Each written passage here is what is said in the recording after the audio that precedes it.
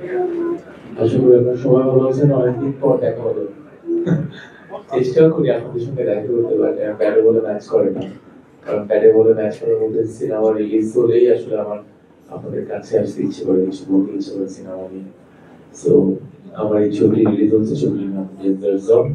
এটি একটি আগের ছবি। সীমান্ত ঠিক যেটা হলো যে এই ছবি পূর্ণ হয়নি।